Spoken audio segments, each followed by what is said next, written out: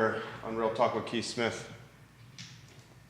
Looking forward to connecting with you guys on the I Love CVille network, all things real estate, all things business, all things Central Virginia, on the Friday edition with Real Talk with Keith Smith, with a man that is a household name. Keith Smith is a household name. Looking forward to connecting with you, the viewer and listener, today on a gorgeous and glorious Friday morning in downtown Charlottesville.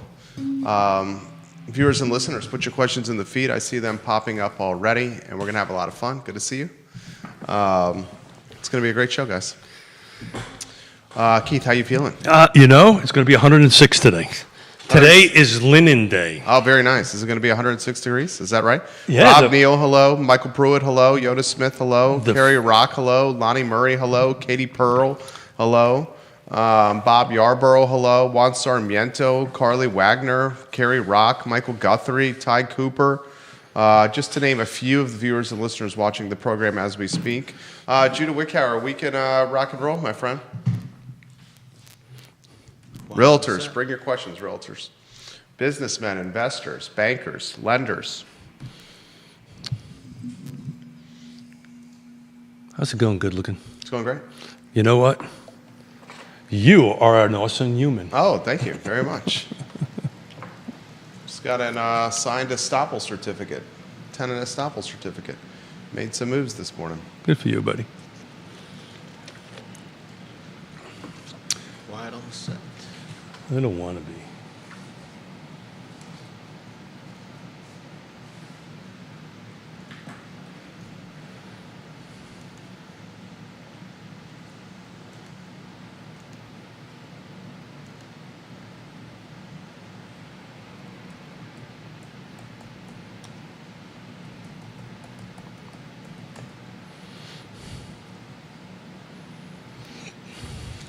Welcome to Real Talk with Keith Smith. My name is Jerry Miller. Thank you kindly for joining us a gorgeous and glorious Friday morning in downtown Charlottesville.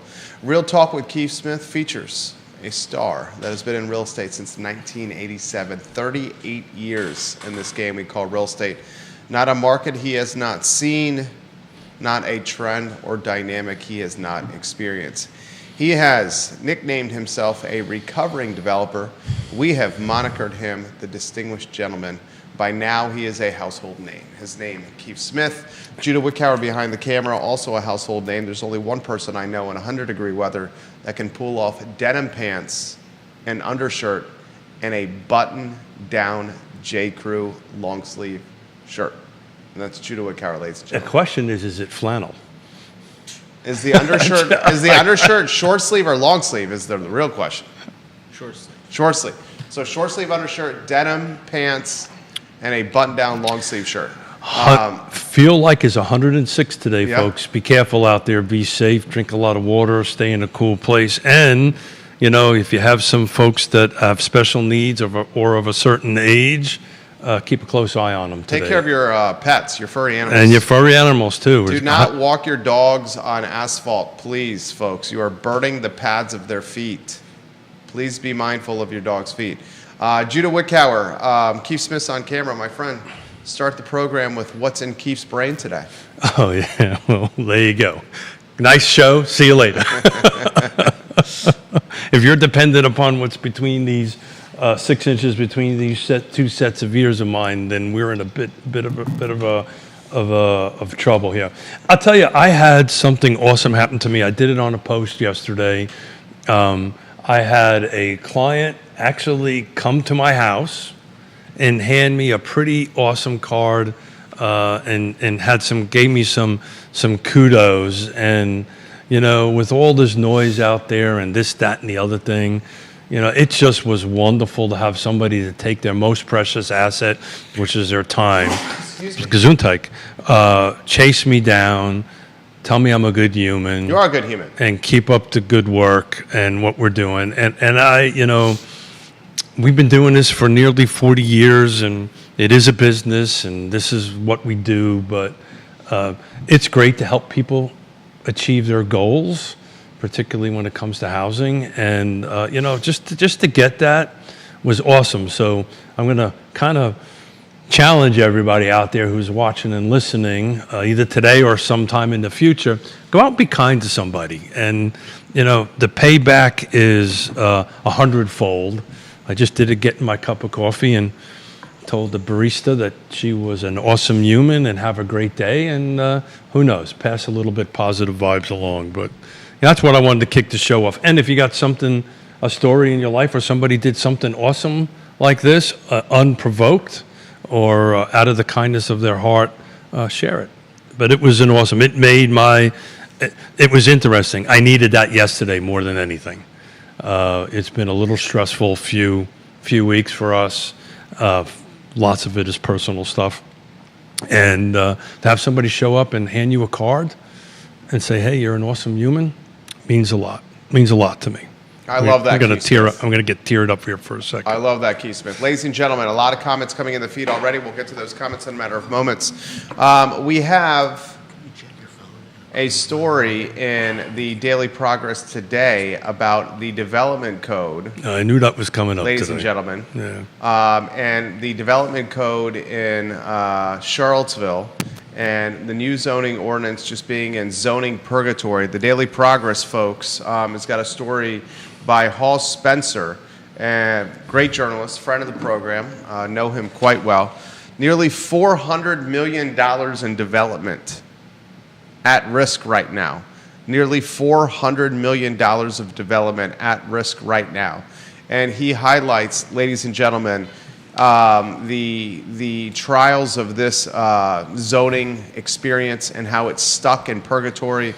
Hall's in the Daily Progress article, and I encourage you to read it. Charlottesville's planning purgatory, meetings canceled, millions on the line. He interviews a number of people for this article, and in this article, folks, nearly $400 million, Keith Smith, at risk with this missed filing deadline. Yeah, so I kind of figured this was going to come up today. I've been reading it in depth and listening to your commentary, which I think has been spot on over the last few weeks. I know firsthand, because as the chair of the Land Trust, we've got two projects, affordable housing projects that are sitting in purgatory, for lack of a better term. Here's the great thing as a Catholic, you know how you can get out of purgatory, right? What, say, I'm sorry? No, you have to have people pray for you. You have to have people support you. Back to the being a mensch rule of the day and being kind. That's how you get out of purgatory. It's and in my world, if I get stuck in purgatory, I'll consider that a win. I'm pretty sure I'm not going up. Pretty sure I'm not going down, but I might be stuck in purgatory. I don't think that's the case. Yeah, I'm trying to make up some. $400 million is a lot of money. Yeah, it's a lot of money, but I'll tell you. So for those who are not familiar or the uninitiated, let's recap a little bit of where we are. I think right? by now the community knows what's going on. Well, what I'm finding out from the reach of the show and what we're doing is we've got people from other states and other jurisdictions reaching out. So just to kind of recap it a little bit, we have a rezoning that was adopted, the city, and I think it was 2 years ago, roughly. December 2023, it was approved, and in February of 2024, it was put into effect. So from February of 2024 until about a few weeks ago, there was this new zoning ordinance that was so radical that was based on a foundation of looser zoning, could create more supply, which could stabilize prices. Unfortunately, a group of homeowners chose to sue the city and tie the new zoning ordinance up in court.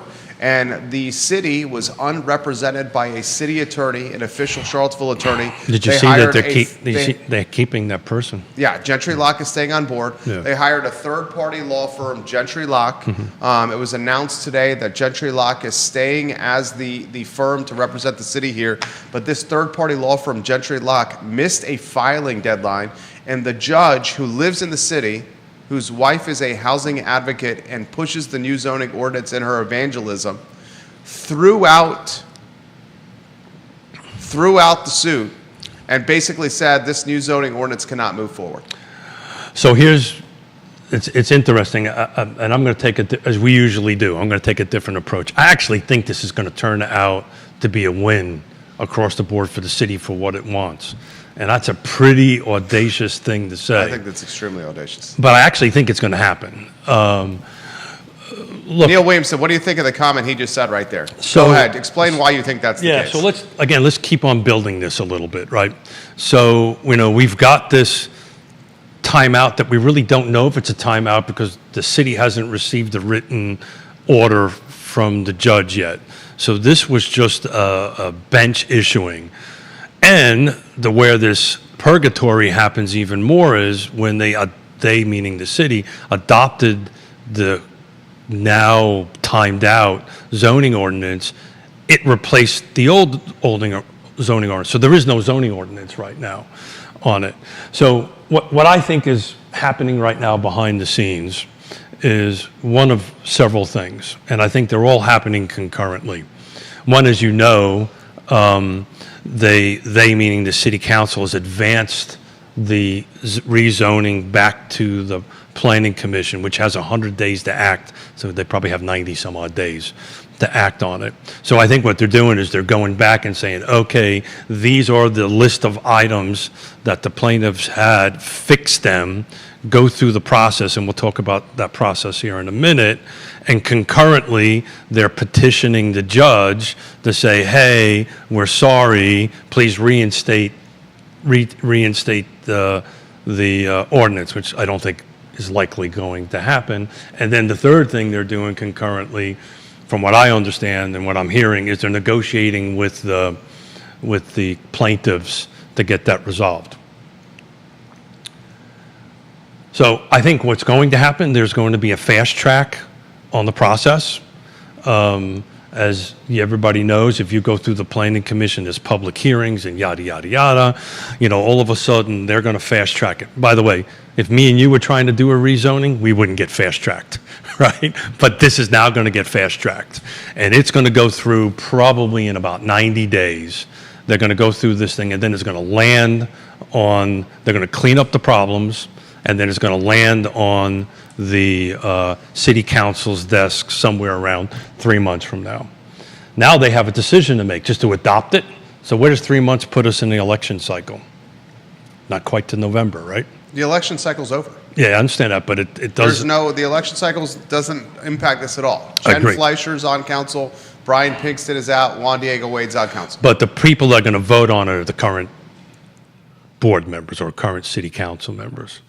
So, but to your point, one is semi. It's Fleischer and Pinkston out. Correct.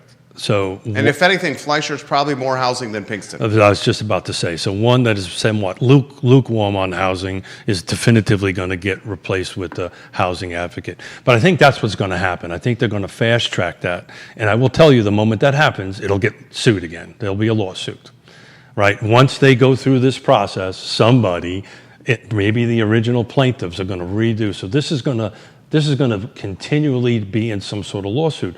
But where I think the path forward is going to be clear is in 90 days they're going to or some portion of 90 days, either 90 or 120 or 180 days, they're going to readopt this new rezoning, this rezoning part 2, right?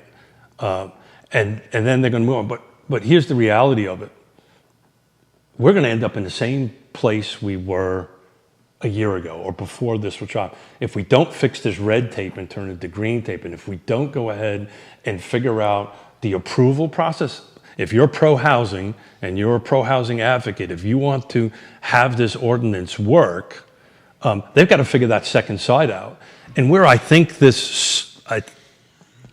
I'll shut up. I actually think where this bleep up is actually going to benefit the city. No way.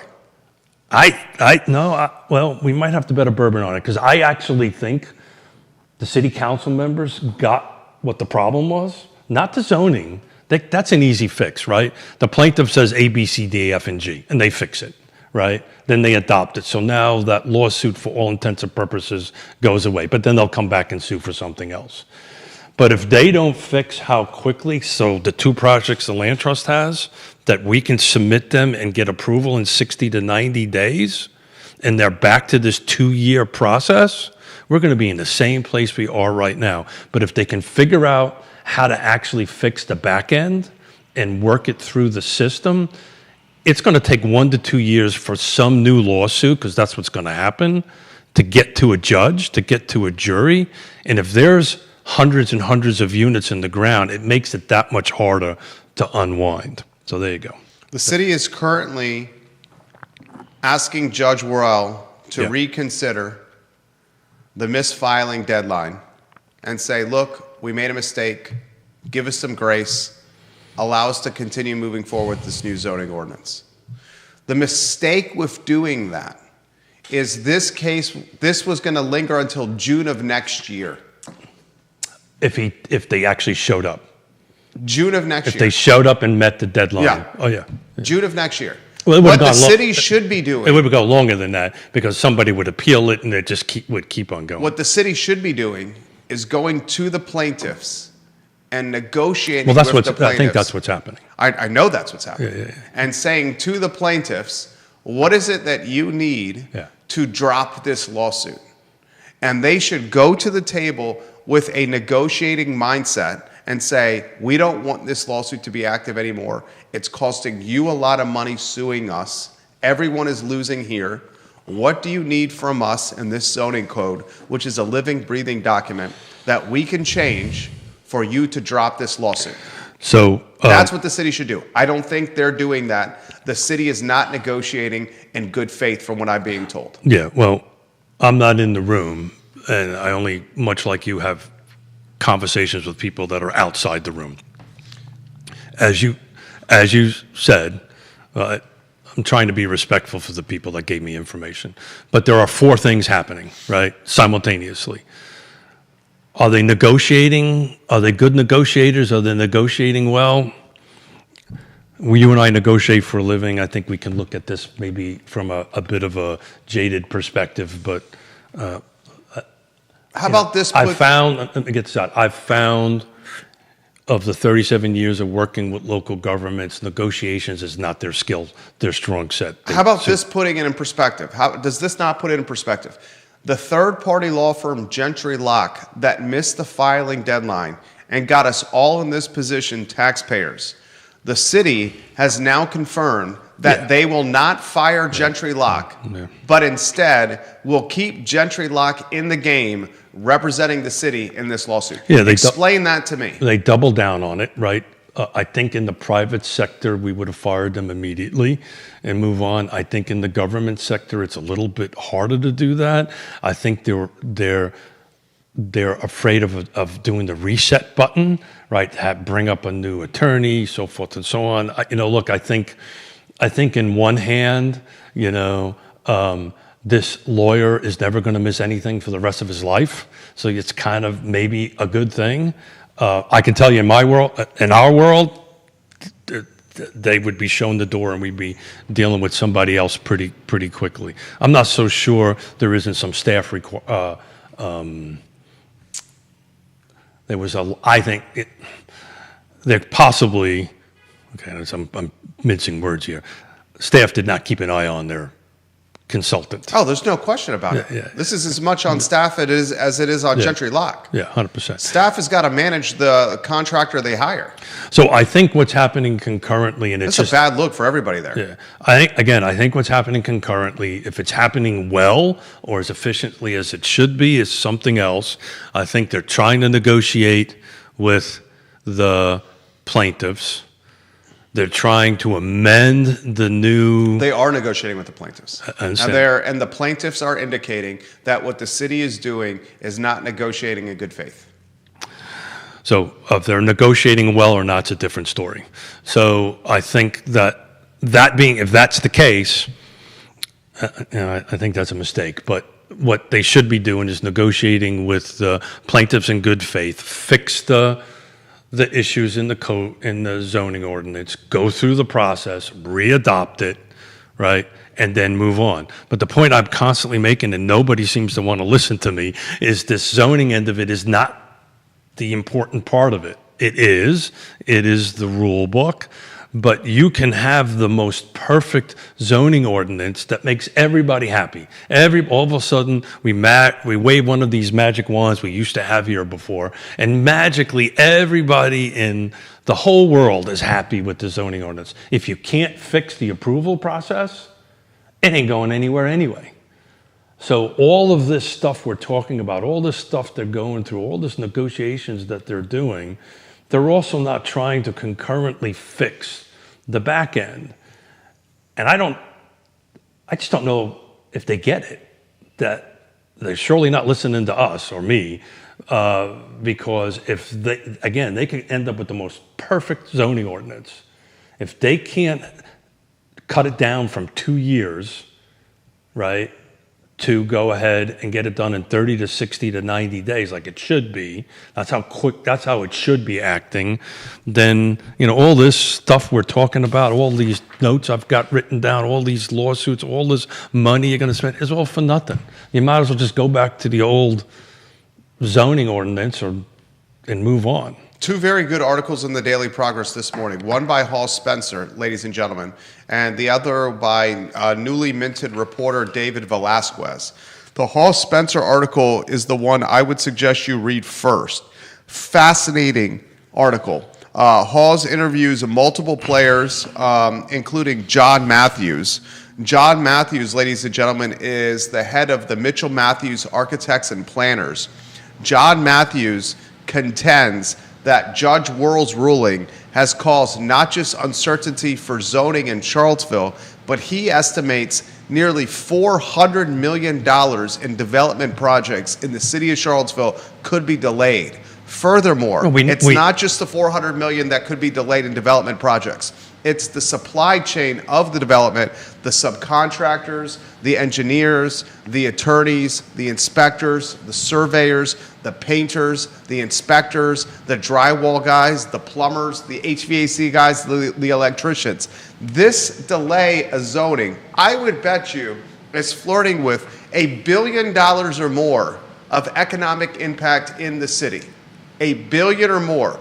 We know $390 million according to this Matthews guy who's in the game. And that does not include the supply chain of workers tied to that $390 million in projects. 100%. So this is a catastrophe. This is the topic we have all the time with folks like my dear friend Chris Fairchild, which, by the way, is an awesome human.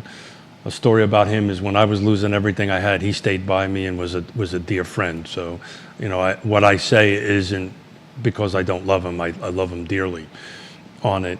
But what you just outlined is why housing is so important, right? All people need to do is go back as far as the economy goes and the direct, indirect, and induced revenue it brings to jurisdictions or it brings to regions. All one's got to do is go back to look to the time of great unpleasantness and take a look how bad the economy was doing when housing took a you-know-what on it.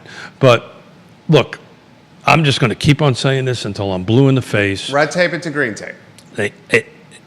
All of this is stuff we got to go through. All of this stuff is, maybe this time they'll engage a little bit more. They meaning the city. I don't think so. They're ramrodding this through. Neil Williamson, president of the Free Enterprise Forum, watching the program. He says this: when the new zoning ordinance is ramrodded through, there will be yet another lawsuit. Well, deja vu all over again. Yogi Berra, Neil Williamson says. I can guarantee you there will be another lawsuit. But here's the tactic on. I'm not in the room. I don't know if they're thinking about these tactics. But back to the red and green tape thing. If this gets ramrodded through, I don't think I'm going to bet my mustache on this one. There's way too many moving parts on it. But I think before the end of this year, again, I'm not betting my mustache. I just want to be clear about that, Neil. I think by the end... You have bet your mustache and lost that bet, didn't you? I did not. I won it. You won the bet. I won it. Remember, I wanted that they would adopt this by the December. Yeah. And then did Neil give you a bottle of bourbon? I think he did or something like that. I don't know, that was so many bottles of bourbon ago, I can't remember. I'm sure he did. I'm not going to bet that mustache. But I'll tell you, I think they'll get this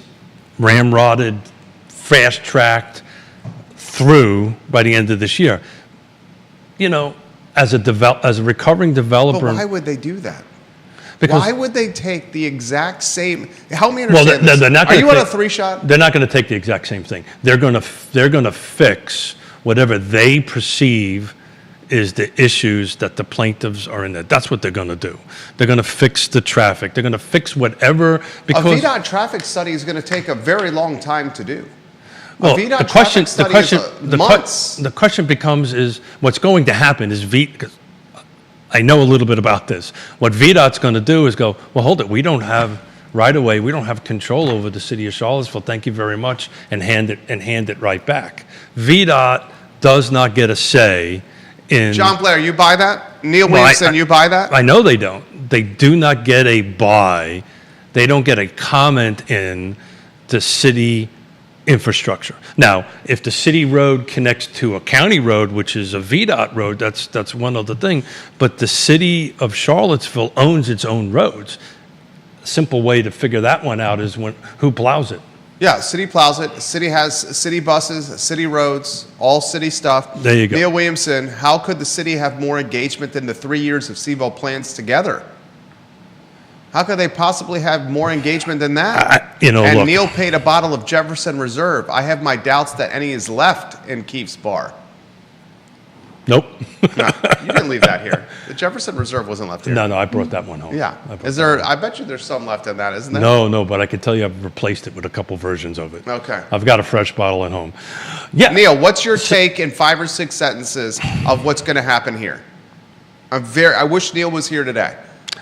So I can't speak for Neil, but my take on it is they're gonna, look, we've got a. He's got a good take too. You should hear Judah Wickhauer. Go ahead. What's your take? No. on it? I'll listen to Judah first. No. You Because go. I'm only gonna. He's gonna have a 3-shot ready to go, Judah. I'm only And gonna offer your take on this. I'm only going to repeat what I've already said, but Yeah. I'm going to say it in a different way. They have in their hand what the plaintiffs want. It's in black and white. Yeah, there's a lawsuit. It's in black and white. Yeah. It's in black and white. So then you go on the other hand and go, okay, I'm going to take this and put it into the zoning ordinance, and I'm going to fix it. So I've now just fixed it, right? And I'm going to go through the process. And I've said it before, I appreciate what they're doing, how they're fast tracking it. But I'll tell you, as somebody, even with my nonprofit land trust hat on, to go through rezoning isn't going to happen in 3 months. If you picked up the phone right now and said, Keith, help me get something rezoned through the city of Charlottesville, I'll tell you, hang on to your shorts. It'll take you 2 years to get there. They'll get it through it, right? Same thing with Albemarle County, same thing with everything, with some of the other jurisdictions. So to go ahead, because at the end of the day, that's what this is. This is a rezoning. They are doing a mass rezoning for the whole city of Charlottesville, period, end of story. So they have to go through this process, right? They have to advertise, they have to have public hearings, they have to have a vote on it, and this process, if you fast track it, can happen about 3 months, right? To go through, to check all the criteria that you need with your 2 weeks of advertisements and blah, blah, blah, blah, blah, blah, blah. They can do that. They can fast track this. They can make that decision. Okay, to do it. I think I'm going to take this prop bet here.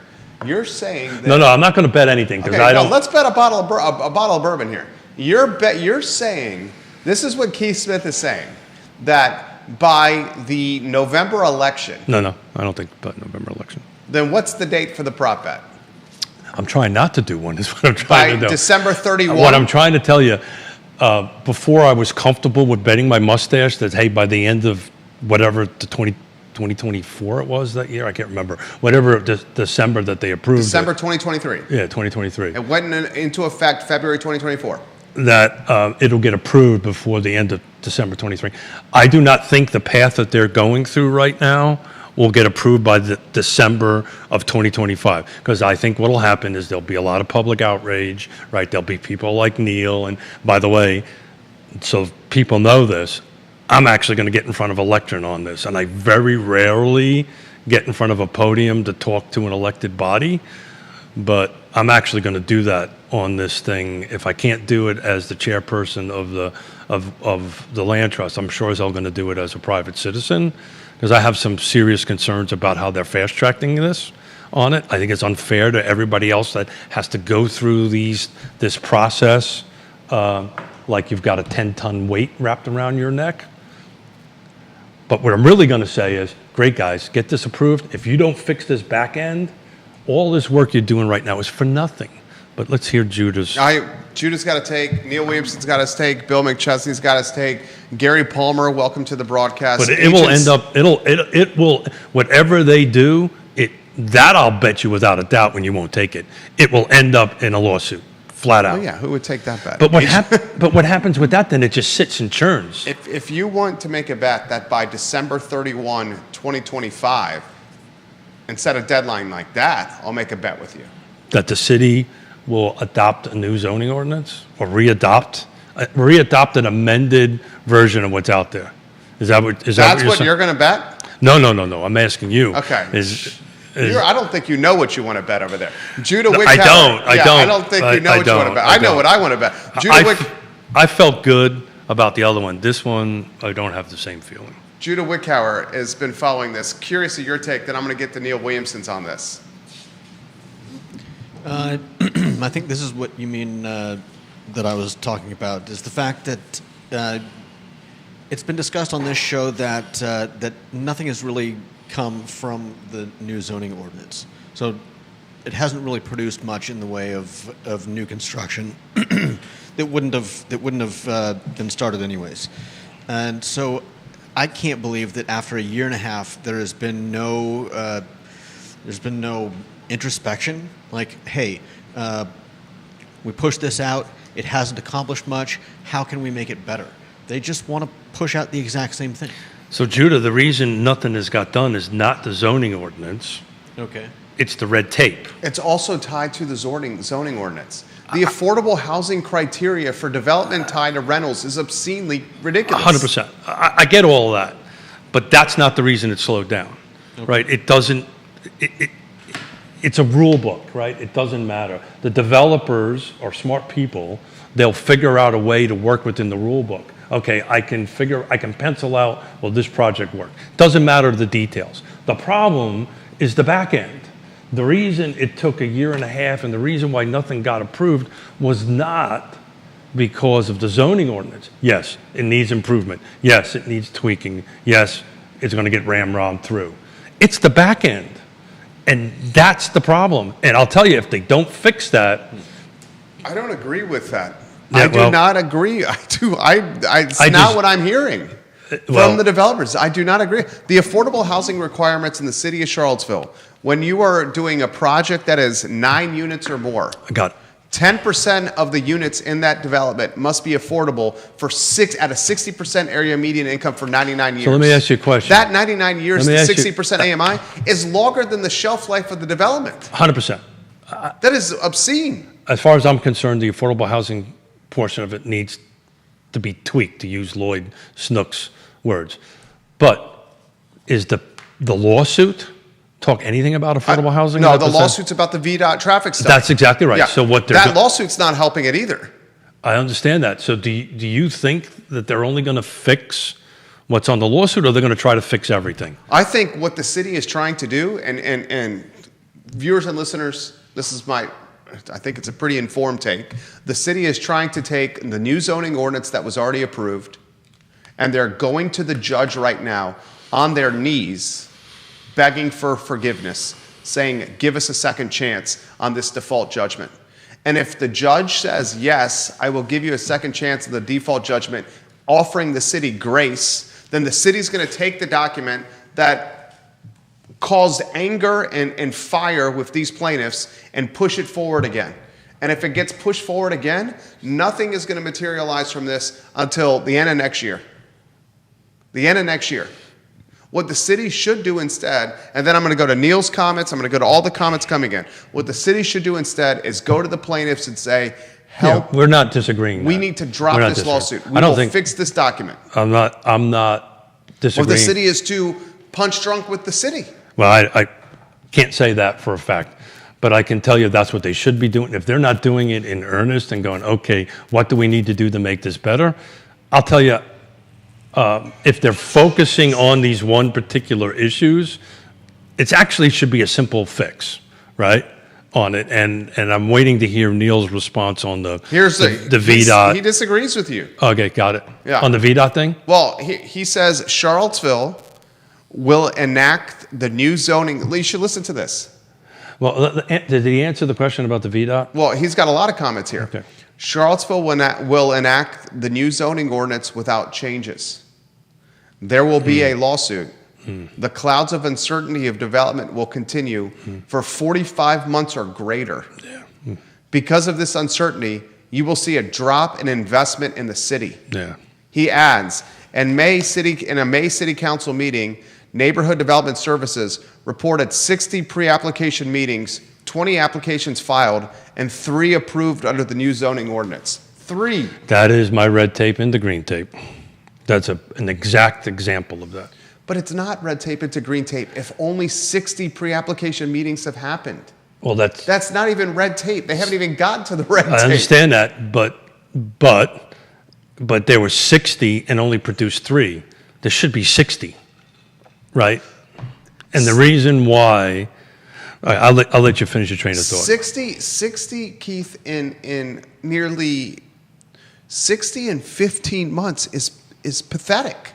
Well, I've often said if anybody thought that this new zoning was going to produce thousands and thousands of units, they're not even getting to the red tape. Yeah. Well, no, they are. That's not true. I mean, 60 projects are, and I can tell you there are. To your point, there are projects, because I know I'm in charge of 4 of them with the land trust, that we're not even submitting. And we didn't submit because the red tape is too complicated, because we couldn't make the numbers work. For instance, what the real issue if the city wants to do pro-housing, I'm just going to say this, the city council members got to reconcile, do they want housing as a priority, or do they want to keep all the trees as a priority? They can't have both.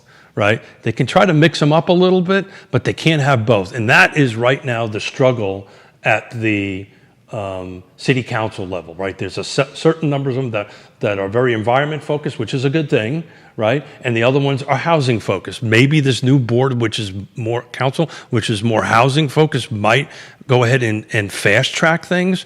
But when you have to, when you're above 3 units and you've got to go through a full erosion and control plan, project's off the table. I don't give a heck. A site plan.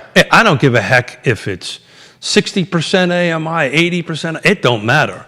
It is off the table, and that is why you don't have only have 60. That is why you don't have 120. That's why you don't have 1,000, because the people that are really smart and I know these folks are looking at this and going, well, that's BS.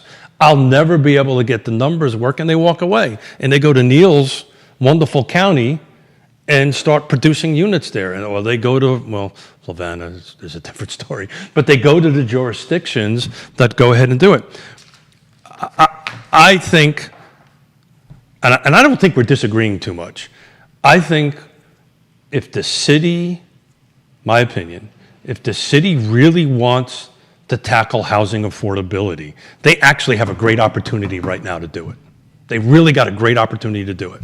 But they got to show up, they got to be honest, they got to be good humans, they got to be a mensch and go, you know what, guys, we effed up, we're sorry. What can we do to make this better? To your point, sit down with the plaintiffs. What can we do? Negotiate, be honest, be open, be transparent, and going, look, this is what we want to do. This is an opportunity. I've got 4 opportunities. They can fix the flaws right now. They have an opportunity to raise their hand and do a mea culpa and saying, you're right, we made a few mistakes, here's an opportunity to fix them. It's an opportunity to build, which is not happening, an opportunity to build a broader public trust. Right, this is an opportunity to build trust. Is it happening or not? Sure doesn't sound like it, right? Strengthen the code and the implementation of it, right? To go ahead and make it a little bit stronger and take care of the implementation on the backside. And this will give them an opportunity to double down on housing affordability. Otherwise, you and I are going to have this conversation 12 months from now, 24 months from now, 36 months from now, 48 months from now, and until I am in the ground, and nothing's ever going to happen. If you're just tuning into the program, what Charlottesville is choosing to do right now is they have approached the judge, Judge Worrell, and asked him to reconsider the default judgment on a missed filing deadline. On a chance of 1 to 10, is that ever going to happen?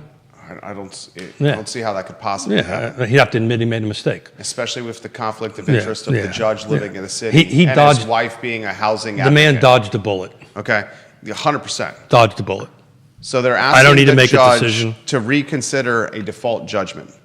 Not They gonna want happen. to push the exact new zoning ordinance forward. Is it exact, or are they looking to change it? Exact. And they are keeping the law firm that missed the filing deadline and having them continue to do the work on their behalf. That I don't get. So, same zoning ordinance, with the same attorneys that missed the filing deadline, learning nothing from the last 15 months. And they're not. When only 60 pre-applications, when only 60 pre-application meetings have happened, And 20 applications filed, and only 3 projects approved. This is that stat, the ratio on that stat is ridiculous. But so this is incompetence. So let me put a little context to that 20 to 3 number, right? So prior to this, do we have zoning? Do we don't have zoning world we live in right now, right? Prior to that, it was a by right approval.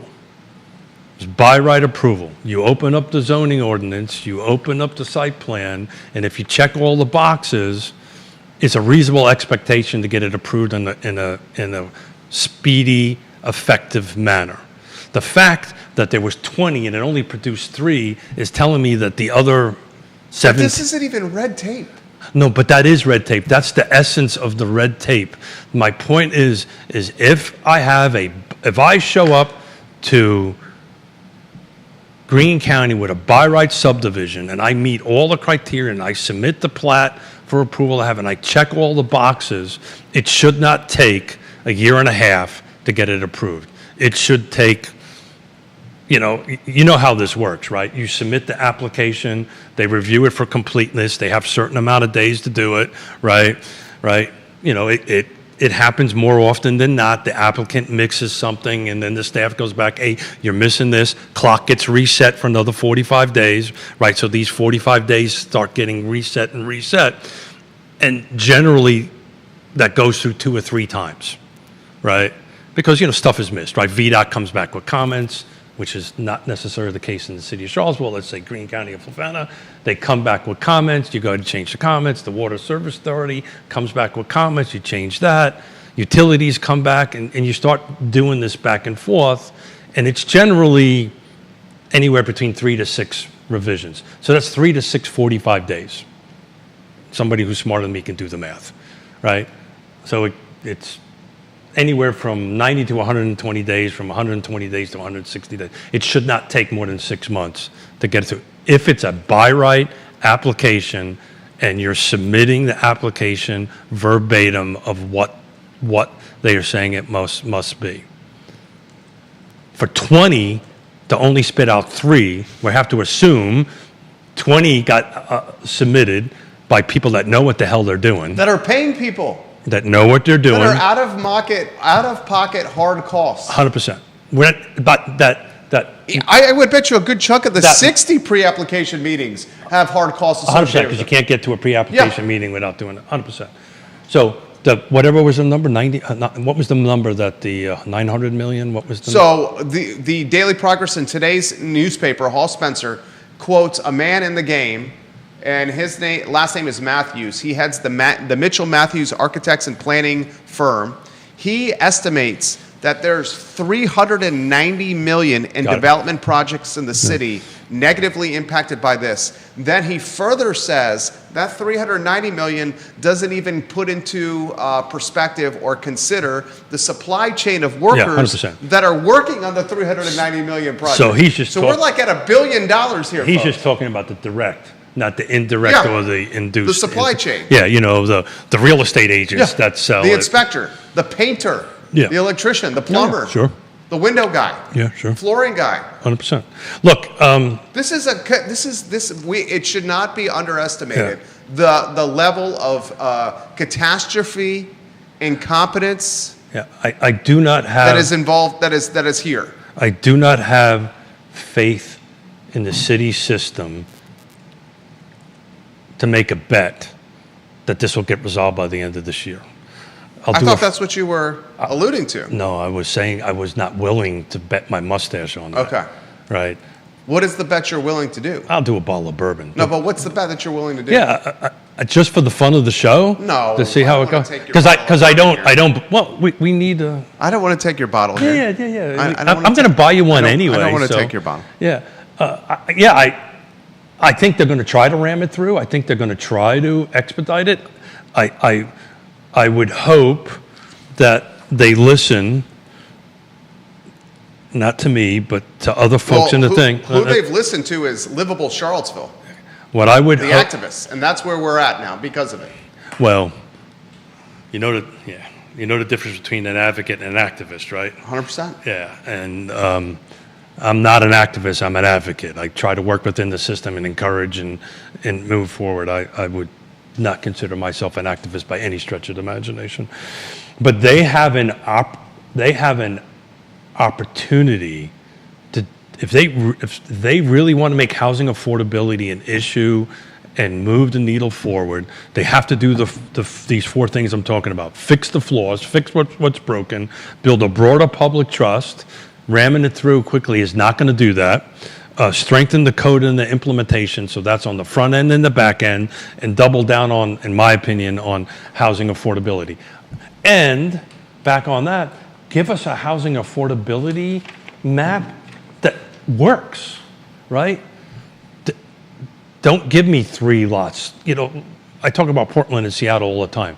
They have certain requirements. And by the way, the city of Charlottesville has a state, I can't remember the actual ordinance, actually can do whatever it wants as long as they wrap it around affordable housing. There's a few jurisdictions, the city of Charlottesville, Albemarle, Loudoun, and some other ones. It's actually written into the code that as long as they stay within housing affordability, they can pretty much do whatever they want and say whatever they want.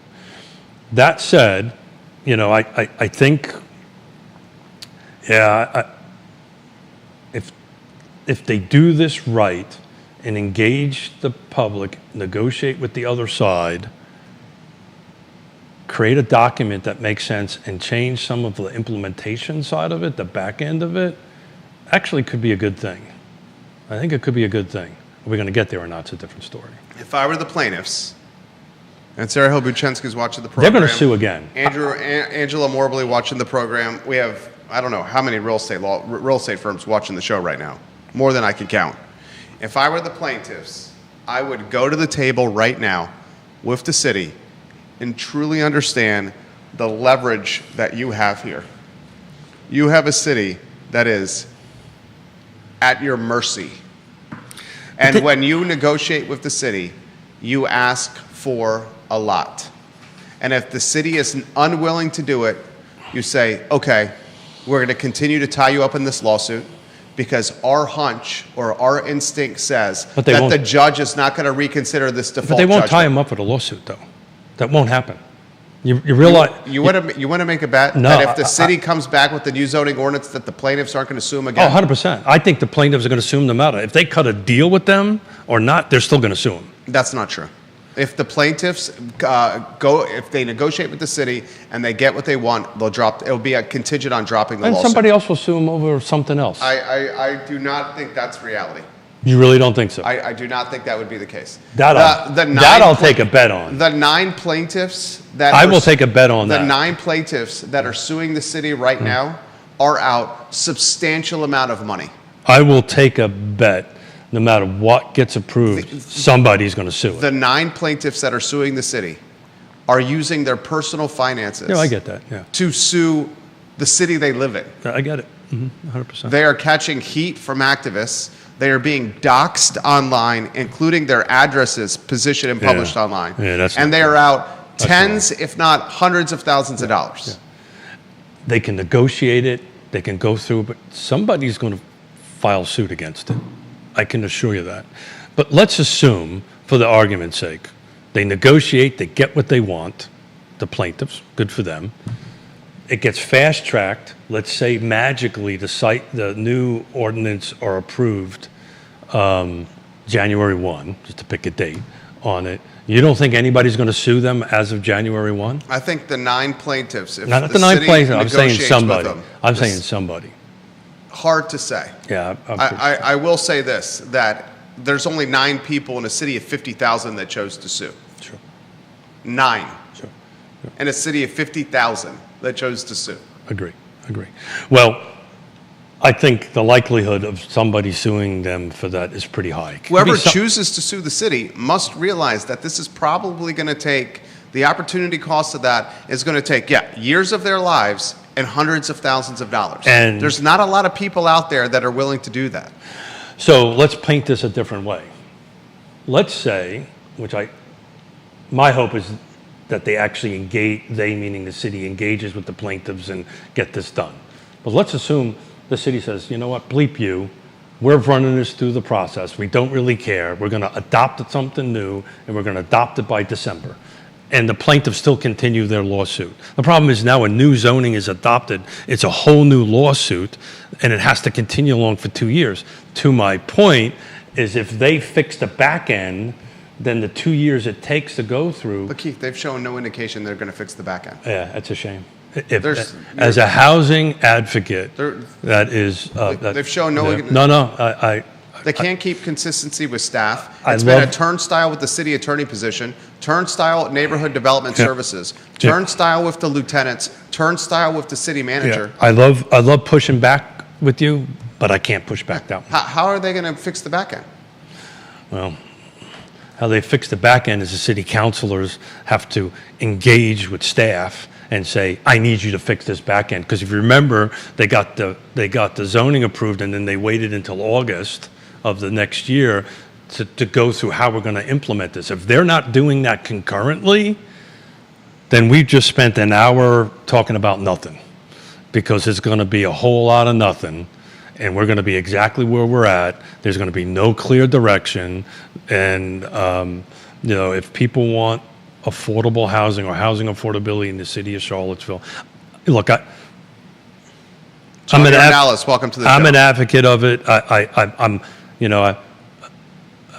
I'm going to continue to push, and I'm going to continue to do it. I'm not going to do it in an activist format, but I'm going to do it in an advocate format.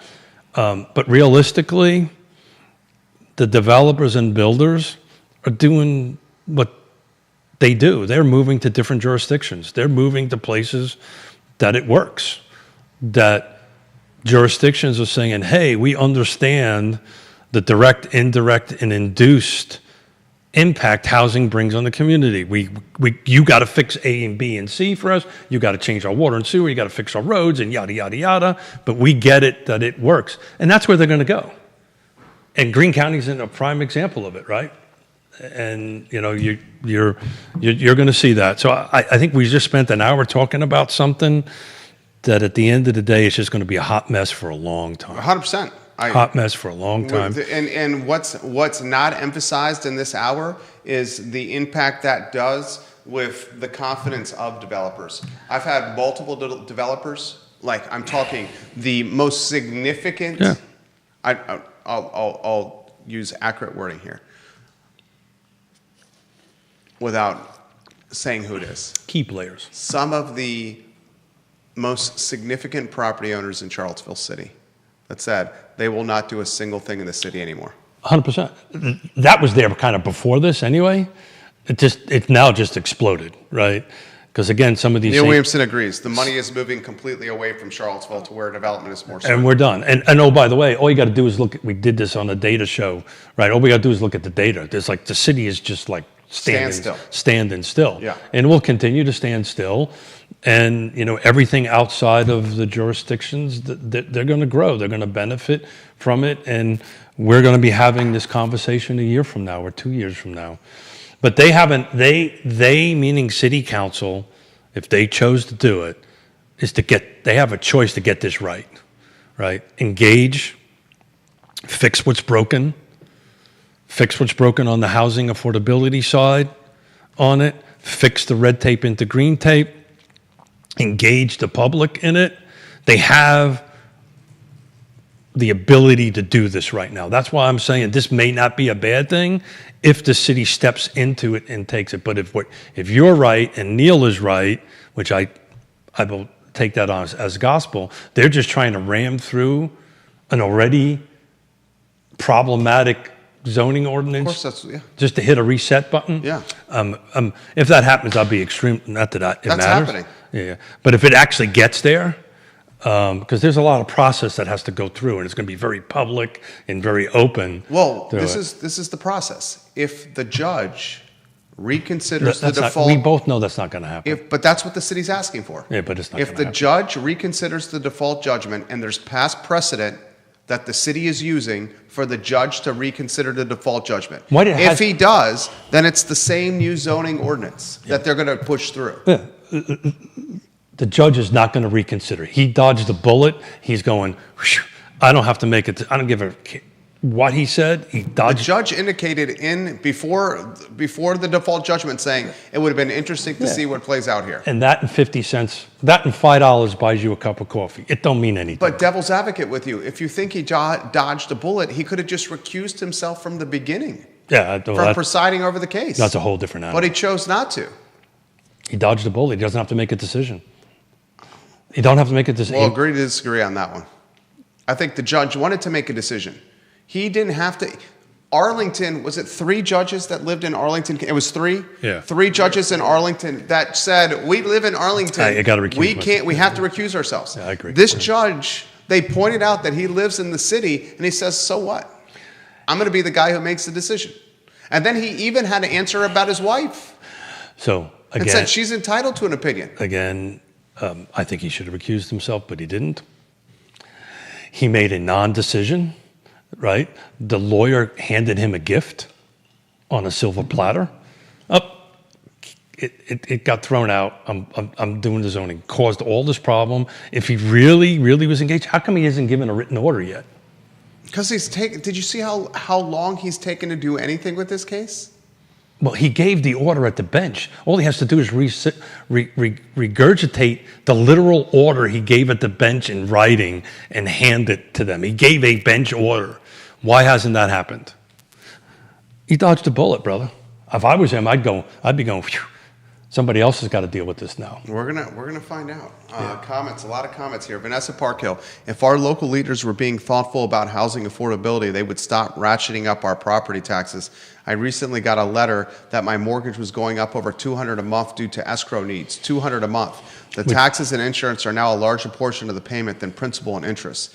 Middle class Gen X and boomers are getting crushed. 100%. I think a lot of people's escrow, Vanessa, is going up, unfortunately. I know in my county, I'm paying the same if I was living in Albemarle County, paying literally the same amount of cash now.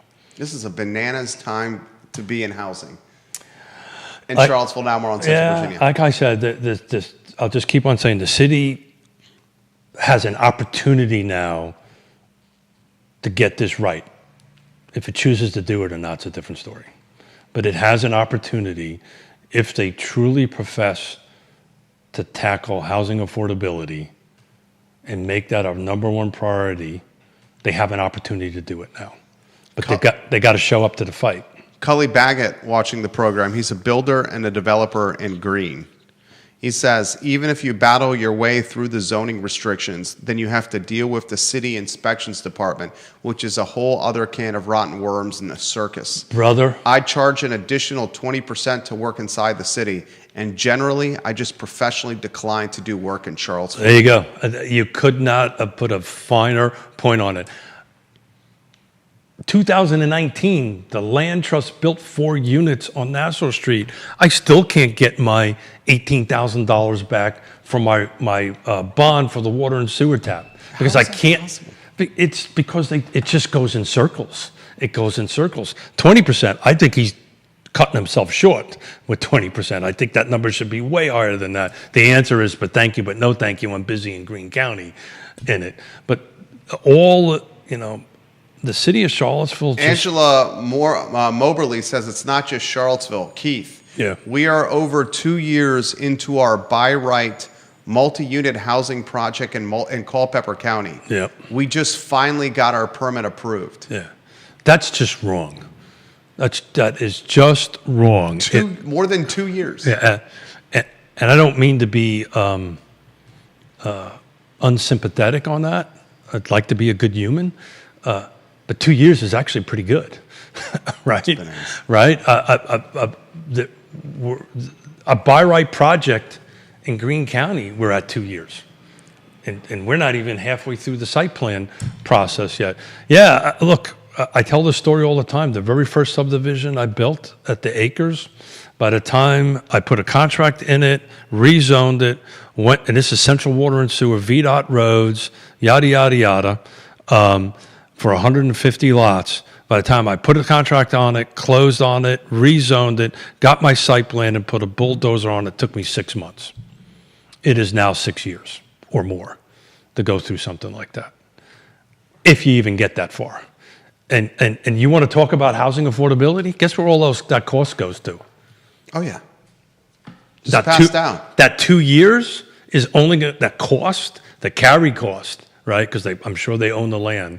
All the site plan work and stuff like that, which I guarantee you, they're probably $500,000 to $1 million worth of just the engineering end of it. Bonds, application fees, legal fees, creating covenants and restrictions, doing phase 1 environmental, phase 2 environmental, yada, yada, yada, just kind of going all the way through that is in the gazillion dollar range, and it all goes to the price of the house because that number just gets condensed down and go, okay. And so when people say, well, how come builders and developers can't build affordable houses any longer? That's the reason why. And that's why I keep on going to this red tape, green tape, red tape, and green tape. I guarantee you if she answers this, it's probably either a by right subdivision that she's doing or it just got rezoned and that's just the site plan process because once it gets rezoned, it's by right, right? It's either straight up a by right or it's got rezoned. It's been taking them 2 years to get through. Don't get me started on connection fees. You were on point today. Well, This is a great topic for the I was show. trying to be a good human today. You were a good human. I can't tell you how much has made my day yesterday. It was. This is a great show. Yeah. Master class in zoning. No, I don't know about that. But it has an opportunity to fix it. If they choose to take that opportunity, now it's a very different story. And it's the reason I won't make a bet with it because I think they won't choose to do that. I don't think they're going to choose to do that. I cannot. Unfortunately, I want to disagree with you, but I can't. I don't. It's a great opportunity, man. It is. Maybe this is something the land trust can do. Maybe this is something that is, maybe it's Chamber of Commerce. I don't know who would do this. Maybe this is CAR. Maybe this is the Charlottesville Area Association of Realtors. Someone should get, and Angela says, no rezone. It was by right when we purchased it. DEQ, Army Corps, town, etc. Thank you for the DEQ. I completely forgot all about that. Just to go through, and it depends on her jurisdiction. If her jurisdiction, I'm not familiar with Culpeper, but if the jurisdiction has an in-house erosion and control people, it tends to go a little bit faster. If they have to actually outsource it to the state at DEQ, I'll tell you a quick story about that. I helped Lake Monticello Fire Department rebuild it needed to grow, right? It was its facility. So I helped to actually double its physical structure, plus acquire some land and go through the development thing. We were 1/10 over 1 acre, and it got kicked. The erosion control got kicked to the state, to the DEQ. It took me, and this was for a firehouse for life safety, it took me 18 months to get the DEQ permit because I couldn't get the site plan That's insane. just to be a little bit less than an acre. I just physically couldn't do it. And what it took is I put my suit and tie up and went to Richmond, sat in the actual approver's office, and I said, sir, I'm going to sit in your space, but I'm not leaving until I get a reason why this has taken 18 months to get it approved. Whether this is CAR, the Charlottesville Area Association of Realtors, whether this is the Chamber of Commerce, maybe it's Neil Williamson, the president of the Free Enterprise Forum, someone should get a very accurate estimate of the impact that this zoning debacle is having on our economy. According to Hall Spencer's reporting in the Daily Progress, and he quoted Mr. Matthews, the head of the Mitchell Matthews Architects and Planning firm, John Matthews, he estimates that this zoning debacle has a $390 million development impact on the city, not including the supply chain of people that will be working on these projects. I would like to know an actual number, the 390 plus the supply chain, all the tradespeople, all the white-collar professionals that would be working on this project, what the total economic impact is on this zoning debacle. So Weldon Cooper could do that. Weldon Cooper, okay. But somebody's got to pay him. Yep, I would love to know that number. And then that number should be presented to Charlottesville City Manager Sam Sanders and City Council and say, this is the impact that you are having on the economy in Charlottesville. So I'm in the middle of trying to raise funds through the Regional Housing Partnership to hire Weldon Cooper to do, this is going to be regional, it's not going to be the city, but to do a direct, indirect, and induced study on housing, on the impact on housing in the region and each individual jurisdictions. This is a substantial amount of money. I mean, it's got a six figures kind of cost to it. The fundraising. And take some time to do that. But that's in my opinion, an independent third party. This is what they do. And Neil can help me out. There's another entity within Virginia Tech that does the same thing. But they can take a look at it because they have direct access. They got the statisticians. They can put everything together and come in and say, okay, new housing this is your direct, indirect, and induced all together, and this is how this works. There was, and somebody can Google it, Virginia Housing did one in 2011. So it hasn't been done in our region since 2011. And the reason that was done in 2011 is we had a oops happen, and everybody was sucking wind, and all the jurisdictions were losing money because the foreclosure rate was off the charts, and it just was becoming, this little bit upside down. And Virginia Housing said, okay, well, let's take a look at what it actually brings into the local economies. So I'm actually working on it. The problem is you need some money. Yeah, and that's going to be in today's environment. Very tough to do. Finding six figures is going to be hard. Keith Smith on point. The show archived at realtalkwithkeithsmith.com. The elected officials that watch the program, watch it from start to finish. You can find it at realtalkwithkeithsmith.com. Go out and be kind to somebody today. Somebody you don't know, just be kind. Judah Wickhauer behind the camera. My name is Jerry Miller for Real Talk with Keith Smith. Thank you kindly for joining us. The I Love CVille show is up at 12:30 p.m. So long. Thanks, everybody. Fantastic work. Oh, I love